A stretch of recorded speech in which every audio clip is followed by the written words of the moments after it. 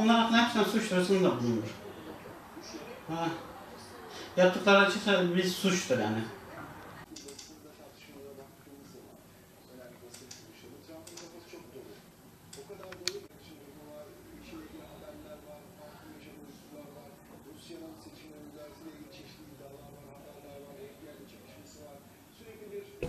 Malumunuz üzere 2 hafta sonra yaklaşık 4. yıl dönümünü dolduracak bu vahşetin.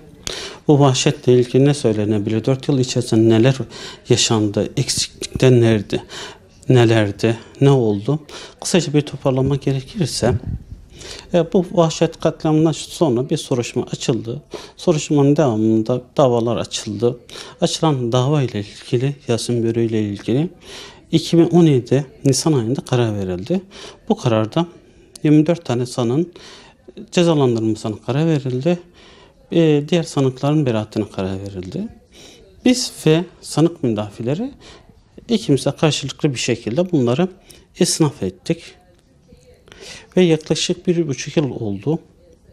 Dosya hala isnaf mahkemesinde bekliyor. Bu konuda herhangi bir aşama olmadı. Dosyada 3 tane sanık vardı. Firar olan sanık. Onlar da mahkeme ceza verdi. Onlar daha sonraki aşamalarda yakalandı. Onların da tutuklanmasına karar verildi. Yani katillerin bir kısım katiller şu anda 4 yıldır cezaevinde.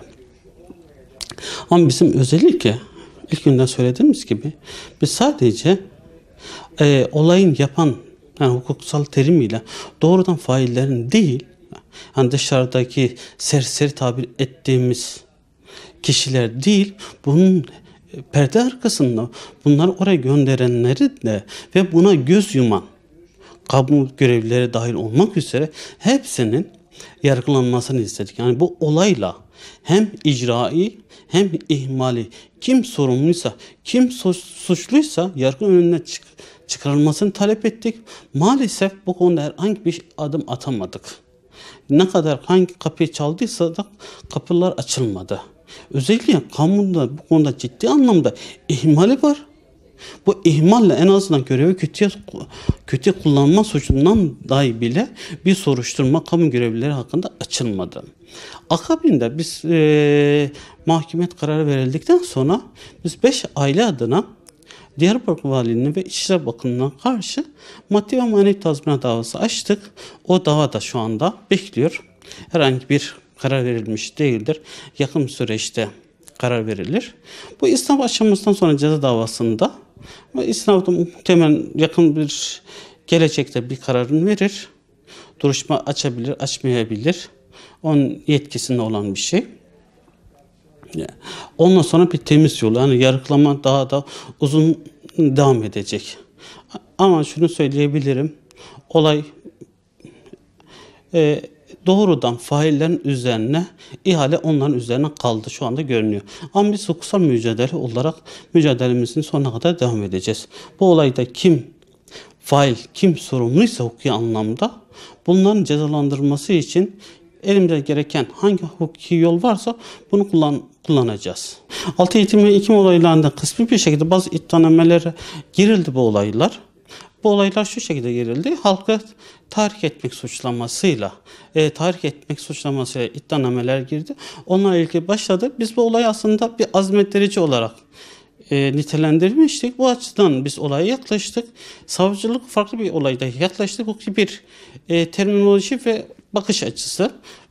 Bunu bir kenara bıraktığımızda net olarak şunu söyleyebiliriz. Sadece sokaktakiler hakkında davalar açıldı ki bu da sadece birkaç tane davaydı. Yani o gün 50'den fazla insan öldü. Bunların birçoğunda soruşturma hala devam ediyor. Hiçbir fail yok. Geçen günlerde Mardin'in bir dosya bize bu olayla geldi. Hala soruşturma devam ediyor. Bir adım da atılmış değil. Maalesef bir fail daha bile tespit edilmemiş. Sadece Yasin Börü, bir de Van'da bir dosya vardı. Onlarla ilgili davalar açıldı. Onlarla ilgili karar verildi. Birçoğunda dosyada açılamadı. Soruşturma aynı şekilde devam ediyor. Failler tespit edilemedi. Bu da işin acı yönü maalesef. Devletin var olma gerekçesi vatandaşın güvenliğini korumaktır. Asıl amaç budur. Ben devletimden bunu isterim. Her vatandaşın da bunu anayasa olarak bunu talep etme hakkı vardır. Hatırlarsanız o gün yaşanan olaylarda ciddi anlamda bir güvenlik zafiyeti vardı. Bunu zaten o zaman Diyarbakır valisi de bunu ikrar etti. Biz kolluğu sağa gönderseydik şehit vermiş olurduk. Biz kendimiz ölmemek için vatandaşların ölümüne seyirci kaldık. Bu başlı başına bir vehamettir. Bununla ilgili herhangi bir soruşturma açılmadı. Hadi diyelim bir devlet olarak bir olay yaşandı. Her ne yaptıysan bütün güvenlik önlemlerini aldın. Olay yaşandı. Anlaşılabilir. Olay yaşandıktan sonra bu olayın yaşanmasına kim icraî olarak yani doğrudan yapmışsa bunu yargı önüne çıkarman lazım. Ya da buna kim göz yummuşsa, neden olmuşsa, kamu görevlileri açısından bir görev ihmali var mı yok mu? Bunu kamu önüne çıkarman lazım ki bu olayda ciddi anlamda bir delil saklama olayı, delil karartma olayı da yaşanmıştı. Yani sıradan adli bir vahşetti. Serseriler tarafından işlenen yığınca delil olmasına rağmen bu deliller dosyaya bir türlü biz koyduramadık, toplatamadık. Bir mubase görüntüler dahi bile dosyada yoktu. Aylar sonra mahkeme, hatta bir buçuk yıl sonraydı, mahkeme mubase görüntü kameralarımızın talebimizi kabul etti. O da silinmişti zaten. Ki böyle bir vahşetin yaşandığı, özellikle Diyarbakır açısından söyleyeyim, cehennemin yaşandığı bir günde en önemli delillerden bir tanesi mubase görüntüler silinmiş. Bunların bir saklanması lazımdı. Ama bir şekilde silinmiş. Yani böyle bir olayda sıradan bazı mubase görüntüler belli bir süre sonra herhangi bir savcılıktan talip olmazsa silinir. Doğaldır ama böyle bir olay yaşanıyor, bu görüntülerin mutlak bir şekilde muhafaza altına alınması lazım. Bu olaylar işlenmişse bunların tespiti için çok önemlidir. Ama silindi. Silinenler hakkında bir işlem yapıldı mı? Hayır. En azından bilgimiz dahilinde değil. Dava yani şu an nereye doğru gidiyor? Dava istinaf aşamasına ceza dosyası. İstinaf aşamasında orada bekliyor, sırasını bekliyor. İhale diyelim. Yargılama aşaması olayı doğrudan gerçekleştirenler üzerinden kaldı. Bu şekilde devam eder mi? Devam etmemesi için elimizden geleni yapacağız. Sonuç alır mıyız? Göreceğiz. Şu anda net bir şey diyemem. Tazminat davası açısından da biz aileler adına en azından yaşanan acılar kısmında bir nebze de olsa dindirmek için bir tazminat davası açtık. O tazminat davaları da şu anda sırasını bekliyor. Maalesef Türkiye'de yargı, sadece bu olayı basından söylemiyorum, ciddi anlamda ağır aksak işliyor. En basit bir dosyada da bile bu ağır aksaklığını görebiliyoruz ki böyle bir dosyada da ağır aksak olması kabul edilemez ama diğerlerine baktığımızda anlayabiliyoruz.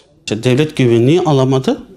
Devlet burada sorumludur her halükarda. Hem kusura dayanan bir sorumluluğu vardır hem kusursuz dayanan bir sorumluluğu vardır. Hatırlarsınız o kadının 155 çağrısı vardı. Devlet orada sadece seyirci kalıyor. Yani güvenliği ihlal ediyor. Güvenliği sağlayamıyor. Eğer devlet o anda o çağrılara cevap vermiş olsaydı şu anda ikimiz de burada olmamış olabilirdik. Yasin aramızda olabilirdi. Ama olmadı. Devlet seyirci kaldı. Maalesef bu vahşet yaşandı.